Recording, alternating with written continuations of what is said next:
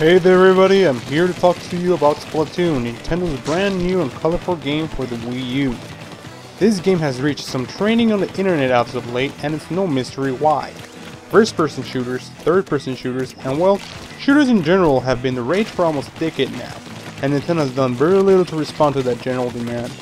With Splatoon, however, it seems that Nintendo is trying a very Mario Kart approach to the shooter genre, by providing a fun, bright, and casual-like experience with the emphasis on shooting at your foes and the environment. And that's exactly what I and thousands of other people eagerly did this past weekend with the Splatoon Global Test Fire. The point of Splatoon's multiplayer is rather simple. In order to win, you have to color the floors, walls, and everything else in your sight in order to accumulate points to paint a higher percentage of the map than your enemies.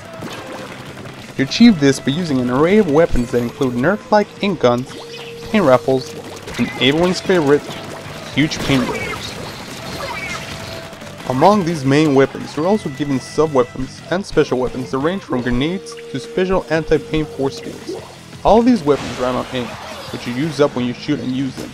When you shoot out too much ink, the only way to get more back is to dive into the same ink you just spat out. You should probably know all of this by now, and if you don't, I highly encourage you to go watch the Nintendo Direct base for this game.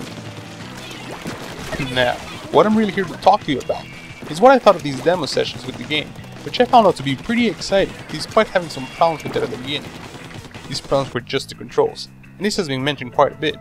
Like every new scheme of buttons to any new game, it just needs some getting used to. After that, it's smooth sailing. And I didn't mean just the motion controls, but the relic controls too. I wasn't too sure if it was the sensitivity or what, but the first 20 minutes or so felt like I was a noob. Which I was.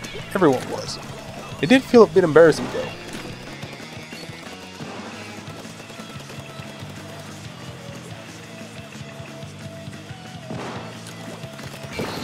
Marking your territory with ink becomes a giant game of tug-of-war, one in which by the end of the game you might win or lose by a very small margin, and this can happen constantly, which makes it all just that more fierce. There are special sections of the maps that seem to be tailored for constant struggles, and when you're on them, you can feel the dangers you're tagging your floor, and you know that someone else is going to try to sneak on you as a squid. At that point, you start looking at your map and think up where they might come from, and have time to climb up and attack. It really does get hype when you get some sort of streak going because you find out what the opposite team is about to do. The game ran smooth, and it played so. Shooting away from rollers was gratifying, and splattering people with grenades felt awesome.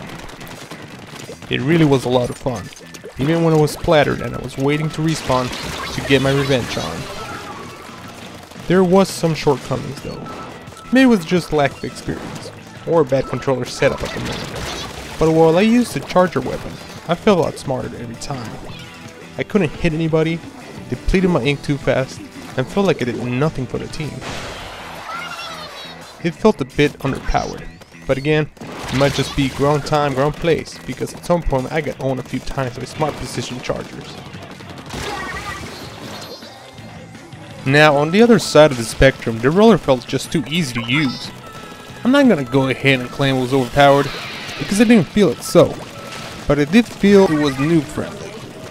With no aiming to be done and what seemed like good mobility, it seemed like I was racking up kills without too much thought.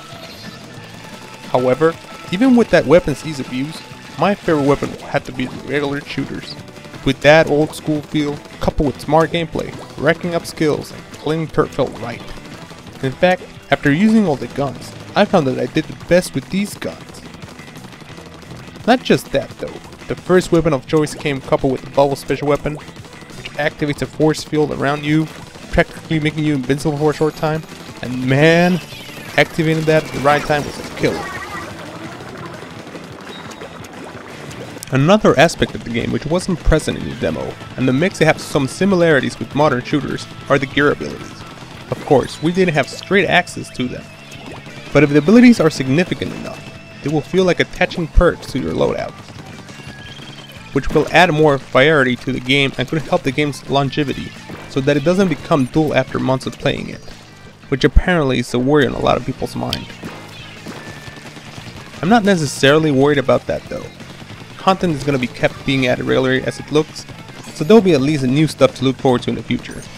And overall, I had a lot of fun with the global test fire. I only experienced very little lag, In fact, only one instance where I can remember experiencing it, and it was over quick enough that it didn't put me off. Then there were times in which I was either kicked out or couldn't play because sessions were full. But they didn't deter me from trying again and enjoy the fun I was having. Besides, it was all to be expected, this being a stress test to the servers. There hasn't been too much of the game for me to say anything significantly negative, but enough for me to praise it for it being new, fresh, and absolutely fun. Nintendo is right on pushing it this as much as they are. This is the kind of game that attracts a lot of casual gamers and seasoned gamers alike. And with fun visuals, smooth movement, and an awesome soundtrack, this game is on the road to becoming a staple for Nintendo and perhaps even the shooter genre itself. Well, that's it for this video, guys. Thanks for watching, and I'll see you next time. Viral, signing out.